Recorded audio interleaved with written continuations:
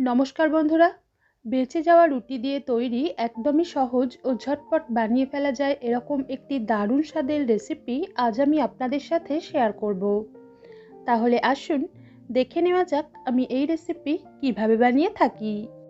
এর জন্য প্রথমে দুটো রুটি এরকম ছোট ছোট টুকরো করে ছিঁড়ে একটা মিক্সির জারের মধ্যে দিয়ে জল না দিয়েই শুকনো গুঁড়িয়ে নেওয়ার পর একটা বাটিতে ঢেলে নিচ্ছি। দেখুন, রুটিগুলোকে কিন্তু ময়দার মতো একদম মিহি করে গুঁড়োনো যাবে না, এরকম একটু হালকা দানা দানাই থাকবে।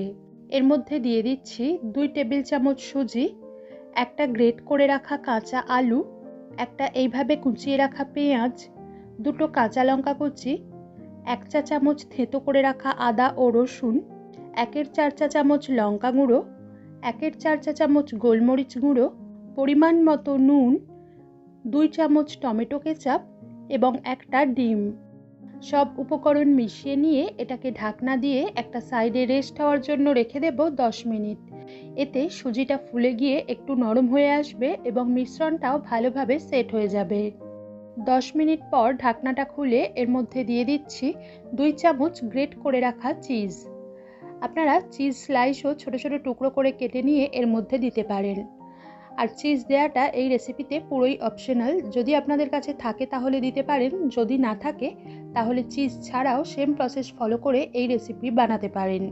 এখন এর মধ্যে অল্প জল দিয়ে মিশিয়ে মিশ্রণটাকে একটু পাতলা করে নেব। আর এই পর্যায়ে আপনারা একটু ভালোভাবে লক্ষ্য করুন যে মিশ্রণের ঘনত্বটা ঠিক কীরকম হতে হবে। এবার এর মধ্যে থেকে 1 হাতা করে মিশ্রণ নিয়ে গরম তেলের মধ্যে ছেড়ে হাতার সাহায্যে এইভাবে একটু চাড়িয়ে দেব। মিডিয়ামের থেকেও কম আঁচে রেখে এর একটা সাইড 1 থেকে 1.5 মিনিট ভেজে নেওয়ার পর উল্টে দিচ্ছি। আর অপর সাইডটাও মিডিয়াম ফ্লেমে রেখে 1 থেকে 1.5 মিনিট ভেজে নিয়ে এটাকে আরও একবার উল্টে দিলাম। এবার এটাকে দেখতে সুন্দর লাগার জন্য উপর থেকে অল্প গ্রেট করা চিজ ছড়িয়ে ঢাকনা দিয়ে একদম কম আঁচে রান্না হতে দেব 1 মিনিট, অর্থাৎ যতক্ষণ না চিজটা একটু গলে আসছে ততক্ষণ পর্যন্ত। আবারও বলছি, চিজ ছাড়াও সেম প্রসেস ফলো করে এই রেসিপি আপনারা বানাতে পারেন। চিজ ছাড়াও যদি সেম প্রসেস ফলো করে এই রেসিপি বানান তাহলেও কিন্তু খেতে বেশ ভালো হয়।